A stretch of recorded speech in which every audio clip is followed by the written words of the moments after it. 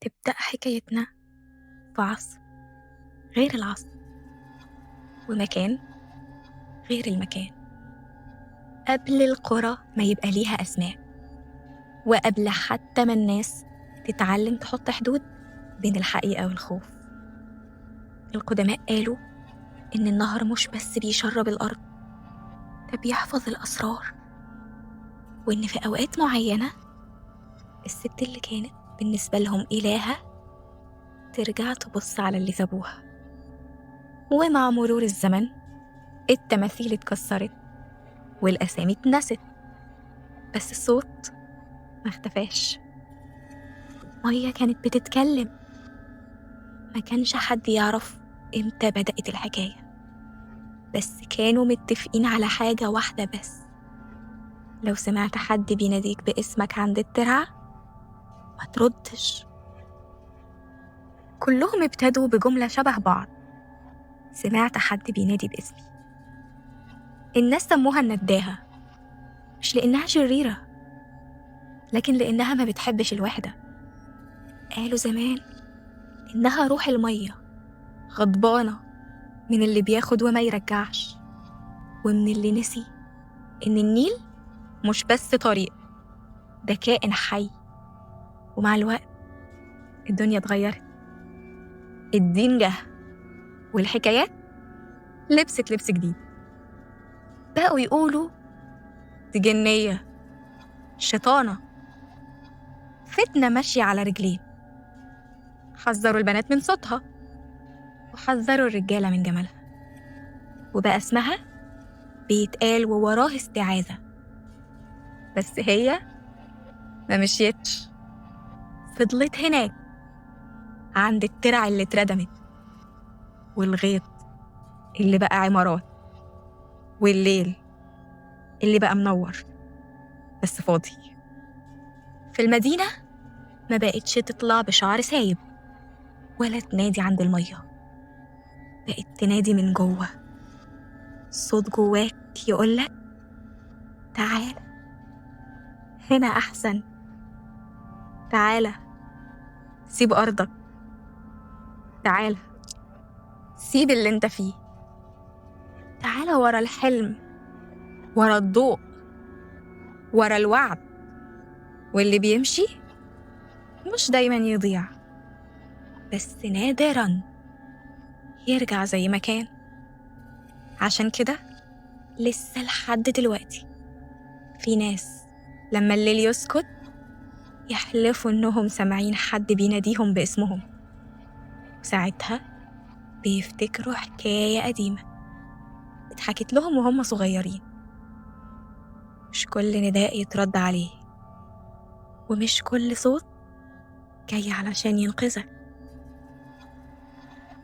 في قرية ما تتحطش على الخريطة، الليل ما كانش بيجي فجأة، كان يزحف، يمسح الأصوات ويخلي المية تبان أقرب. أول مرة اسم النداهة اتقال قدامي ما كانش في حكاية ولا أسطورة، اتقال في محضر رسمي سنة 1932، مكتوب فيه: المذكور خرج من منزله بعد سماعه صوت يناديه من ناحية الترعة، ولم يعد حتى تاريخه، ولا كلمة زيادة ولا تفسير، بس الاسم اتكرر في قرية تانية وسنة تانية ونفس الجملة تقريبا. ومن هنا ابتدت الحكاية. في قرية على طرف الدلتا كانوا يقولوا إن الترعة هناك بتشرب ناس، مش غرق، اختفاء. وأولهم كان سالم الغيطاني، راجل معروف لا بيشرب ولا بيسهر. خرج بعد العشاء بدقايق وقال لمراته: حد بينادي عليا. مراته حلفت إن الصوت كان صوته هو، بس خارج من الشباك. دوروا عليه يومين، لقيوا الطرطور بتاعه مرمي عند المية، ولا أثر تاني. بعدها بسنة رجع، رجع واقف على باب الجامع وقت الفجر. جسمه موجود بس روحه لأ، ما كانش بيتكلم. وكل ما حد يسأله كنت فين يبص ناحية الترعة ويبتسم. الشيخ قال ده مس، الدكتور قال صدمة عصبية، بس أم سالم قالت كلمة واحدة هي نادته. وأول واحد سمعها كان حسن الرفاعي، راجل ما يخافش.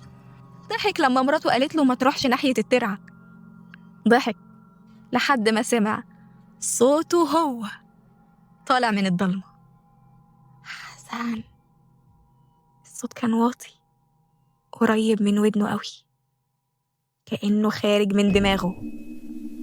ساب النور مولع وطلع، مرجعش.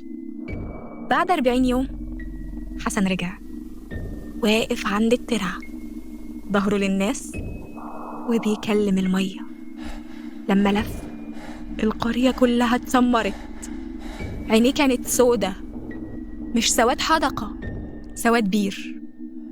قرب من أمه وقال بصوت مش صوته لسه الدور، ووقع مات قبل ما الفجر يطلع.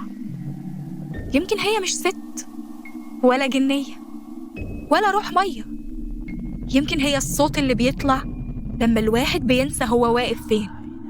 بس أهل القرى لسه لما الليل يهدى يبصوا ناحية الترع ويقولوا لأولادهم لو سمعت حد بيناديك باسمك اوعى ترد.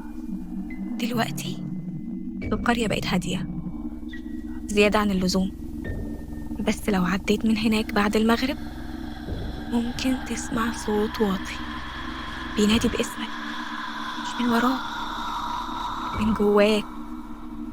وساعتها هتعرف إن النداهة ما ماتتش، هي بس مستنية